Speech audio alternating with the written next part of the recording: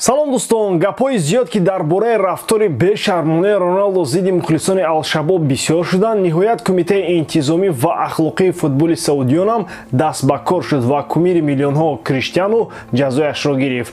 бори дигар такрорам шавад, ҷазо барои футболбози португалӣ ба иллати ишораҳои ноҷои ӯ зидди мухлисони тими Ал-Шабоб рӯзи 26 феврал дар бозии даври 21 бароварда шуд ва он ҳам барои як бозӣ.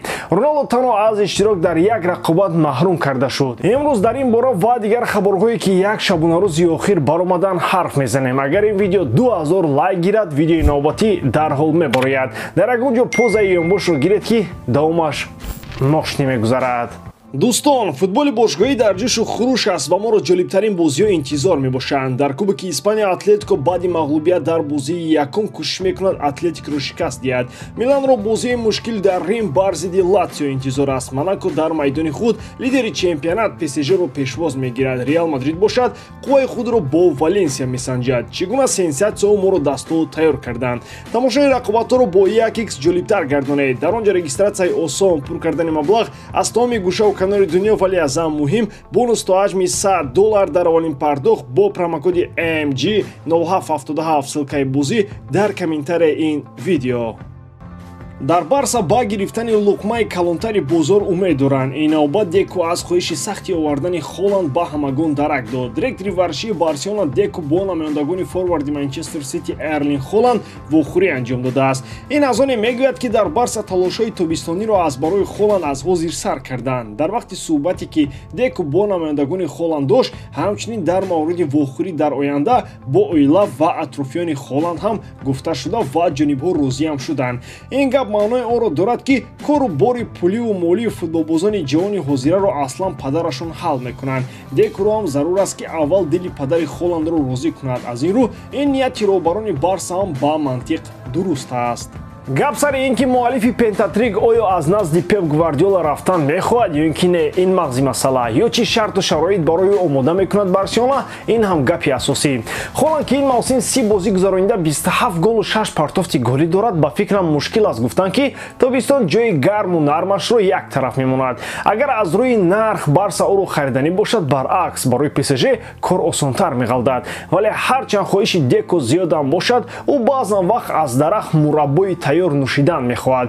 дар мавриди мувофиқ омадани ӯ ба бозии Барса ҳаминро гуфтан мехоҳам ки мисли Манчестер Сити дар он ҷо ҳам имкониятҳои зиёди голзанӣ созмон медиҳанд. Холланд лозим аст ки ба туби тайёр пои худро гузораду қопча гол занад. ду гапи дигари имрӯз дар бораи пирону ҷавонон аст. ҷавонии Мудрик дар он аст ки мавсими дуюм мешавад дар Челси парвои ҳеҷ чиз надорад. Бозингари 22-солаи украинӣ ки зимистони соли 2022 аз Шахтёр ба Челси омаду дастааш ҳам 100 миллион гирифт, акнун сахт пушаймон аст. Он вақт ӯ Арсеналро интихоб накарду ба самти пулҳои калони Челси рафт. Вале чӣ тавре ки рафти мавсим нишон дод, хушбахтӣ на дар пул будаасту на ба мол. Акнун хабаре баромад ки маҷалаи Атлетик вазъияти Мудрикро ба ҳамагон хушрӯ якак фаҳмонд. Ба гуфти ин нашрия ҳанӯз он замон Мудрик менолиду мегирист то ба Арсенал равад, вале ахиран барои гирифтани фоидаи бештар ба Челси гуселаш карданд. Арсенал бошад бе Мудрик ҳам натиҷаҳои хубтар дошт ва порсол ҳатто қаҳрамонам шуданӣ буд. Вале Мудрик сарро ба девор мезаду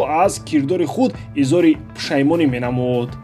Он як-ду голе ки ин мавсим зад ва он як-ду фоле ки зидди ҳарифон кард ҳеҷ хушбахтие барояш дода наметавонанд. роҳбарони Челси ҳатто аз барои Осимхен ӯро ба Наполи ҳам равон карданиянд. кор аллакай аз кор гузаштаву дар он колхозбозор на Мудрик худро ёфта метавонаду на касе дигар. аз як ҷониб Мудрикро ҳам фаҳмида мешавад. барои дастаи якумаш хост ки пули бештар кор кунад ва ба ин муваффақ ҳам шуд. хулос ки ӯ ҷавон асту бо такя ба истеъдод дар дил худ даста метавонад ояндаи худро пайдо намояд. як замон мумкин ба Арсенал ҳам биёяд. доминатор Артета мисли Хаверц метавонад карьераи Мудрикро ҳам наҷот диҳад. акнун вақти он раст ки атрофи Тони Кросс 3-4 ҷумла бигӯем. Лука Модрич агар чанде пештар мегуфтанд ки дигар намехоҳад бо Реал шартномаи ҳамкориро дароз кунад, Кросс баръакс мегӯяд 1 солу ним соли дигар ман ҳоло дар сатҳи Реал чақону тавоноям. Реал Мадрид ҳам бовар дорад ки футболбози олмонӣ шартномаро дароз мекунад ва баъди Евро 2024 боз ба хизмати дастаи Анчелоти меояд. маълум аст ки ӯ ба мунтахаби Олмон баргашт ва дар Еврои ватанӣ ба Бундестим кӯмакрасон хоҳад буд.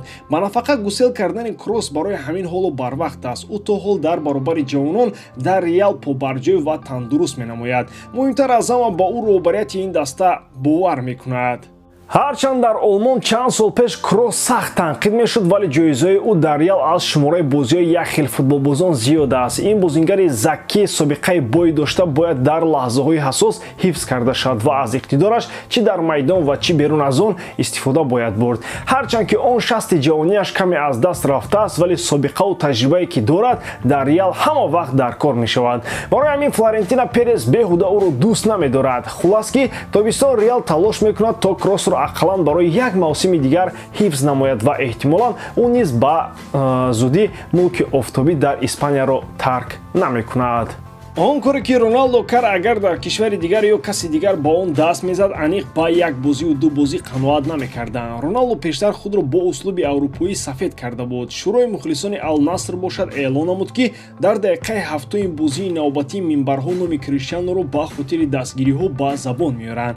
Бағайр аз маҳкумият дар як бозӣ, Роналдо ҳамчунин вазифадор аст ки ҷарима дар ҳаҷми 10,000 риёли саудӣ баробар ба $2666 супорад. Бағайр аз ин ӯ бояд масрафиёти тими Ал-Шабобро дар вақти кор бо аризаҳои шикоятӣ дар ҳаҷми 20,000 риёл пӯшонад.